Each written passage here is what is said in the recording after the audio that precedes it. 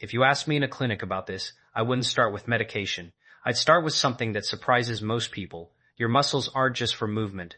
They're one of the most metabolically active systems in your body, and what's happening inside them right now is determining how you'll age, how your metabolism functions, and whether your body can defend itself against what we call sarcopenia. Let me explain what that means. Sarcopenia is the progressive loss of muscle mass and strength that happens as we age. Most people think it's inevitable, just part of getting older. But in my work, studying how the body maintains itself over time, I've learned that sarcopenia isn't simply about candles on a birthday cake. It's about what's happening at the cellular level inside your muscle tissue every single day. Your muscles are constantly in conversation with the rest of your body. They're not static tissue that just sits there until you decide to move. Right now, as you're reading this, your muscle cells are breaking down old proteins and rebuilding new ones. This process is called protein turnover, and it's one of the most fundamental defense mechanisms your body has. Think of it like this. Imagine your muscles are a building that's constantly being renovated. Every day, some old bricks are removed and replaced with new ones. The building stays strong as long as the replacement rate keeps up with the removal rate. But if you start removing more bricks than you're replacing, eventually, the structure weakens. That's what's happening in sarcopenia.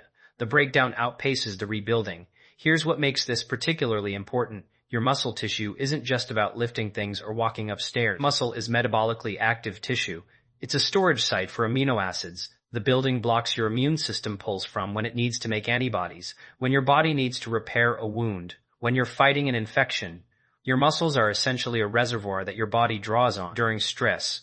Research published in Cell Metabolism in 2019 showed that people with higher muscle mass had better metabolic health markers across the board, better blood sugar control, better insulin sensitivity, reduced inflammation. Your muscles are literally communicating with your fat cell, your liver, your pancreas. They're part of your metabolic defense network. But here's where the modern challenge comes in. The protein turnover system I mentioned. That constant renovation depends on two things being in balance. The signals to break down old protein and the signals to build new protein. When you're younger, this system is fairly forgiving. The building signals are strong. But as you move past your 30s and into your 40s, 50s, and beyond, something shifts. The breakdown side stays active, but the building side becomes less responsive. It's called anabolic resistance. What this means in practical terms is that your muscle cells become harder to stimulate. They don't respond to protein intake the same way they used to. A younger person might eat a moderate amount of protein and get a robust muscle protein synthesis response. Their body efficiently uses that protein to rebuild muscle tissue, but an older person eating the same amount might get a much weaker response. A study in the Journal of Nutrition from 2015 demonstrated this clearly. Older adults needed significantly more protein per meal to achieve the same muscle-building response as younger adults. It's not that the machinery is broken, it's that it needs a stronger signal. Now, you might be thinking, what does this have to do with bone broth? Here's the issue. Bone broth has become popular in wellness circles, and while it has some benefits, minerals, collagen, gelatin, it's not a complete protein source for muscle building. The amino acid profile in bone broth is dominated by glycine and proline, which are important for connective tissue, but it's very low in leucine. Leucine is crucial. It's one of the branched-chain amino acids, and it acts like a key that unlocks the muscle-building machinery inside your cells. When leucine levels rise in your bloodstream after eating, it activates a cellular pathway called mechanistic target of rapamycin, which is essentially the master switch for protein synthesis. Without adequate leucine, that switch doesn't flip with enough force. Your body gets amino acids from the bone broth, yes, but not the specific signal it needs to robustly build muscle protein. Research in Nature from 2016 looked at different protein sources and their Tranchidal 2016 looked at different protein sources and the ability to stimulate muscle protein synthesis. What they found was clear, complete proteins. Those containing all 9 essential amino acids in adequate amounts, particularly leucine, triggered a significantly stronger response than incomplete proteins. This is why understanding the body's system matters. You can consume something that sounds healthy, something that's marketed as muscle supporting, but if it doesn't provide the right biological signal, your body can't use it effectively for the job you're asking it to do. Let me take you deeper into what's happening at the cellular level, because this is where the real story unfolds. Inside each muscle fiber, you have structures called ribosomes. Think of them as tiny factories that assemble amino acids into new protein. When you eat protein and it's broken down into amino acids in your digestive system, those amino acids enter your bloodstream. They travel to your muscles, and if the right signals are present, particularly leucine, those ribosome factories ramp up production. But there is a gatekeeper. That mTOR pathway I mentioned doesn't just turn on randomly. It's sensitive to nutrient availability, particularly amino acids, and it's also sensitive to mechanical stress, which is why resistance exercise is so powerful for muscle maintenance. When both signals are present, adequate leucine from food and mechanical tension from using your muscles, the gate opens wide. Protein synthesis increases. Your body shifts into building mode. Without those signals, though, the default process is catabolism breakdown. Your body is always breaking down muscle protein to recycle amino acids. That's normal. But if the rebuilding signal isn't strong enough, you end up in a net negative state. Over days, weeks, months, years, that adds up. This is sarcopenia at the molecular level. What's particularly concerning is how modern lifestyle patterns accelerate this. Many people eat their protein in an unbalanced way throughout the day, maybe a small breakfast with minimal protein, a light lunch, and then a large dinner, with most of their daily protein intake concentrated in one meal. Research from the American Journal of Clinical Nutrition in 2014 showed that distributing protein more evenly across meals resulted in better 24-hour muscle protein synthesis compared to consuming the same total amount of protein but skewed toward one meal. Your body can only use so much protein at once for muscle building. Beyond a certain threshold per meal, the excess is oxidized for energy or converted to other compounds. It's not about total protein alone. It's about providing consistent signals throughout the day. Another modern factor is inactivity. When your muscles aren't being used, they become even more resistant to the building signal. Prolonged sitting, lack of movement, minimal resistance against your muscles. All of this tells your body that muscle tissue isn't necessary. Why would your body invest energy into maintaining muscle if it's not receiving signals that the muscle is needed? There's a concept in physiology called use it or lose it, and it's not just a saying, it's a biological reality. Your body is constantly assessing which tissues are essential and which are expendable based on the demands being placed on them. During periods of illness or injury, when people are bedridden, muscle loss can be dramatic, sometimes several pounds per week. That's an extreme example, but the principle applies at lower levels too. Chronic inactivity gradually convinces your body that muscle mass is a luxury it can't afford to maintain. Here's what's interesting though. Your body wants to protect you. The muscle protein turnover system, when supported properly, is incredibly responsive. Even in older adults, even in people who've lost significant muscle mass, the machinery is still there. It's just waiting for the right signal. Studies on resistance training in people in their 70s and 80s have shown remarkable results. Muscle mass can be rebuilt. Strength can be regained. The protein synthesis machinery, when stimulated correctly, still works. This is the part that gives me hope in clinical practice. Sarcopenia isn't a locked door. It's a system that's been under-supported.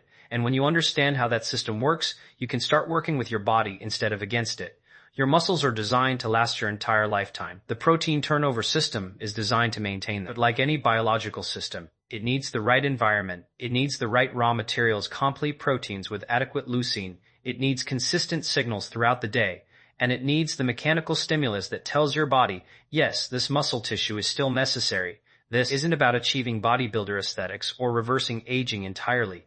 It's about understanding that your muscles are part of your metabolic defense system and that the food choices you make, the way you distribute protein throughout your day, and the signals you send through movement are all working together to either support or undermine that system. What science is showing us right now is that sarcopenia is largely preventable and in many cases reversible. But the approach isn't bone broth. It isn't a miracle supplement. It isn't a miracle supplement. It's about providing your body with what it actually needs at a cellular level to do the job it's designed to do. So if bone broth isn't the answer, what is? The answer is simpler than you might think, and it's been hiding in plain sight.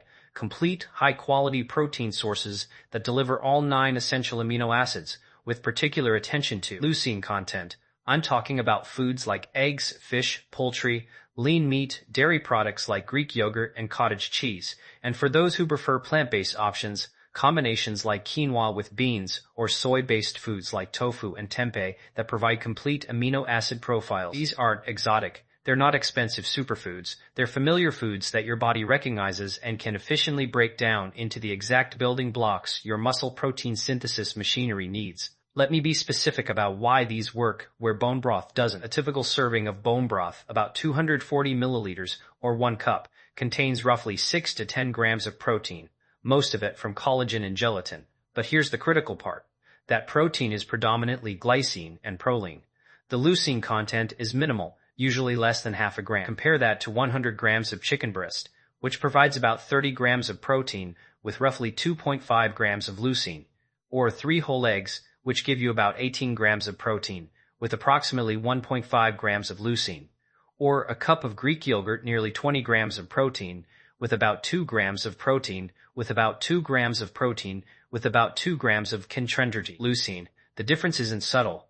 Research published in the Journal of Physiology in 2012 identified that older adults need approximately 2.5 to 3 grams of leucine per meal to maximally stimulate muscle protein synthesis.